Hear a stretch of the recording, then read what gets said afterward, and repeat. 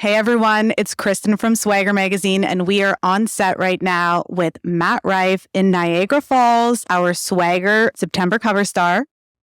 How's it going? I'm exhausted and thrilled to be here.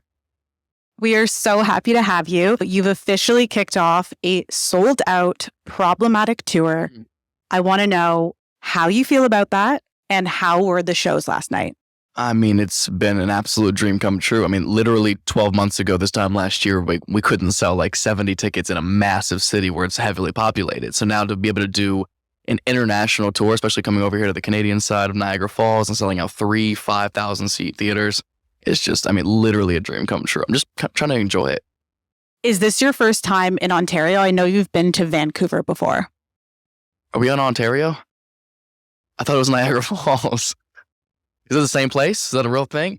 All right. On my rider from here on out has to include a globe, apparently. It's beautiful so far. It's cute. I'm on my way to Omaha after this interview, so I'm soaking in all the beauty while I can. I love it. Now, let's wind it back. You weren't an overnight success. You have paid your dues in clubs since you were 15, getting your 5-minute slots. The journey, looking back, can you tell us a little bit about how it feels to be where you are and how you got to where you are?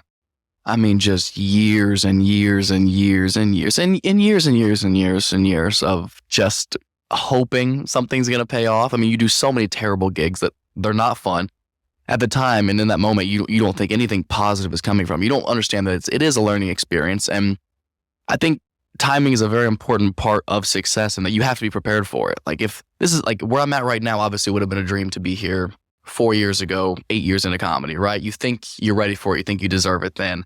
But now looking back, I wouldn't have been. I'm probably barely ready for it now. It's wildly overwhelming in the most exciting way. But I think you have to look back and just, it's so cliche to say, everybody says enjoy the ride, right? Enjoy the journey. But during the journey, you don't know that the destination is going to be so grand. So it's hard to be so grateful for where you're at. But I think sometimes now, like when we're on the road going from like sold out theater to sold out theater, 2 shows every single night of the week, sometimes I do miss just going to a comedy club and like hoping I can get up to try 10 new minutes of material in front of 20 people who have no idea who I am. I do miss a little bit of that process from time to time, but at the same time, I'm incredibly grateful for where I'm at right now. And I just hope I can maintain it.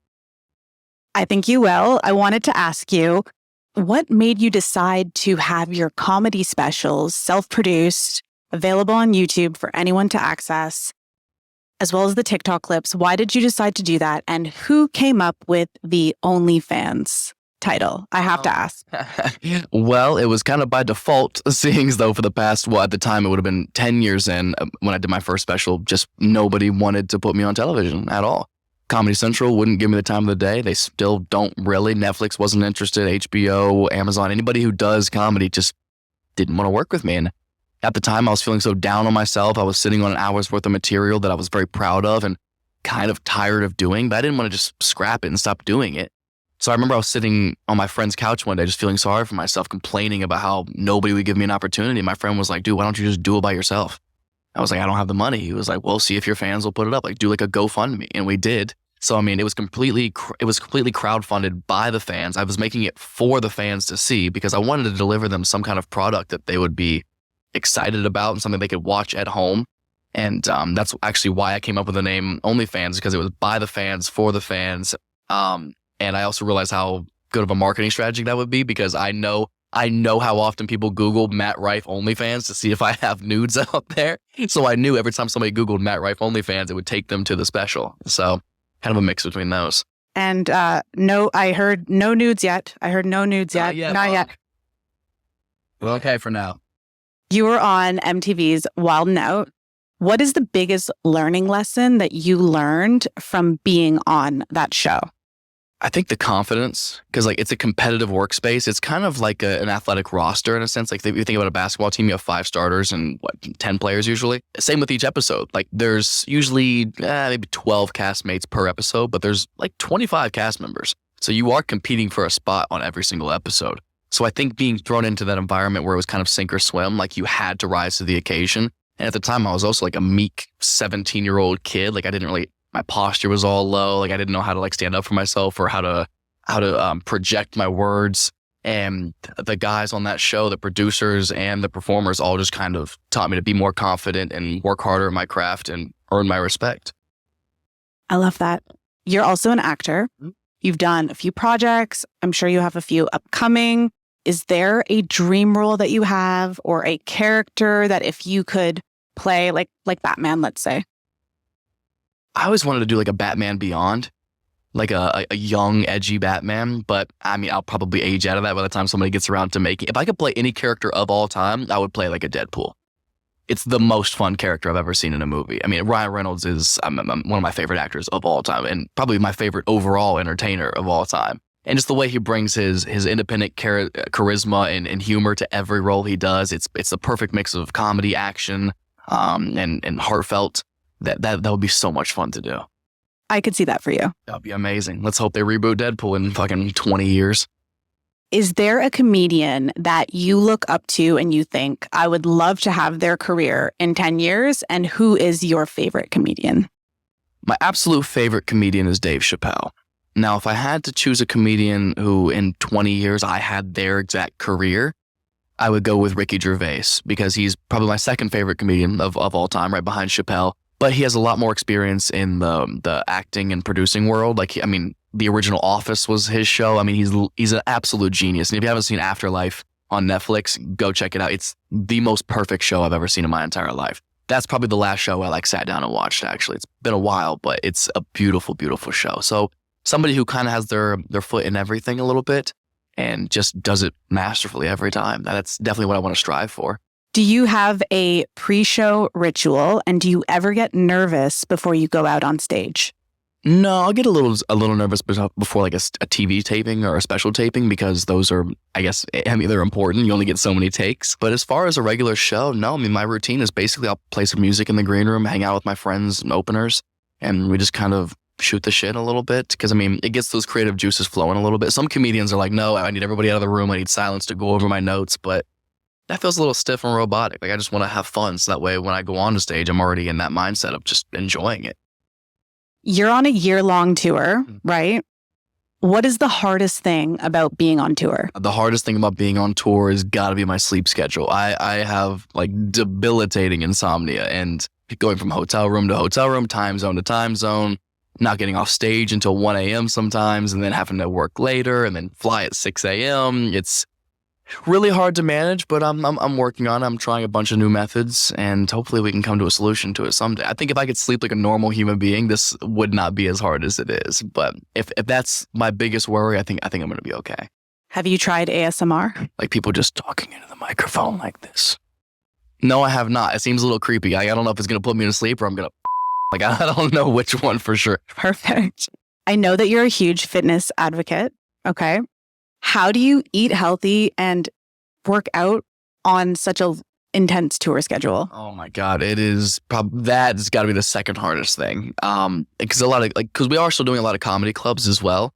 And the food there is always like, it's fried wings, it's a fried chicken sandwich, something like that. So, I mean, sometimes we do have to outsource, Postmate some food. The temptation is hard, especially because we've had so many viral videos of people giving me snacks on stage that now almost every single show, somebody delivers some brownies, some cookies, cupcakes, or something like that. When you get off stage and you're exhausted, like you just want to satisfy your sweet tooth a little bit. So it's so hard to say no to that temptation. But that's kind of where the dedication comes in. And then gym wise, I mean, you pray that the whatever hotel you're in has a good gym there. But sometimes you got to drive a little bit to get like a day pass at a Planet Fitness, an LA Fitness, whatever it may be. So I mean, we try. It's hard, but it's like I said earlier, it's one of the most important parts to my mental health is just taking that time for me, even just an hour out of my day to focus on myself and not worry about work. So that's as close as I can get to a prominent routine, I think. Is there something that you can share with us that maybe fans may not know?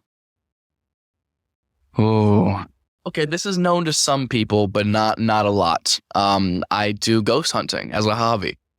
Kind of fun, kind of random, super weird. You did know this already?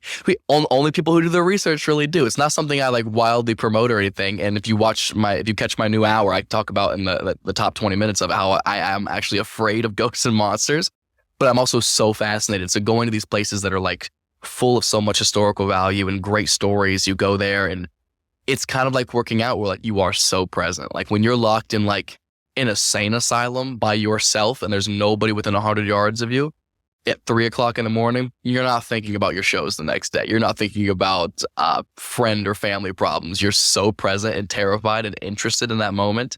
Kind of addicting. It's so much of an adrenaline rush. I'm a huge Halloween gal, so I would love to ghost hunt. And I heard Alcatraz is on your list. I want to do Alcatraz so bad. I've been dying to go. My friends who I go and do it with have been there before, but I wasn't able to make the trip. I've been. Really? Is it amazing? It's you have to go. Do you want a ghost tour or wait? It was just a regular tour, but even on a regular tour, you feel Creepy. yes. We just did the Conjuring house in Connecticut, I believe it is.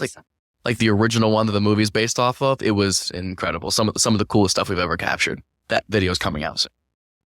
I love that plug. Now, the last question that I have for you is if you could go back, this is my favorite question to ask people. If you could go back and talk to 15-year-old Matt, who is playing, the comedy clubs, getting his 5 minutes, what would you tell him? Do it more. Get on stage more, right? More, and just relax. Because I wanted to give up probably 3 times a year, every single year I've been doing comedy. For 10 years, I probably wanted to give up 30 times. And I mean, literally this time last year, I was considering moving out of LA, moving back to Ohio and just picking up a normal job because I was like, I'm still young enough to start over. I could still join a whole new career and be successful in it. And there was no sign pointing that I was going to have success in this other than what I've already done. And I just wasn't confident in it at all. So I would just say relax and enjoy the process. Have fun doing the crappy shows. And now you've sold out more than 100 shows across the world. It's pretty amazing. I'm very thankful. Yeah. Well, we're so happy to have you. Thank you so much for being here. Can you tell everyone where we can find you online, socials, etc.? Yeah. Everything social media is just my name, just Matt Rife, MATTRIFE. You can find it one way or another. Our September cover star.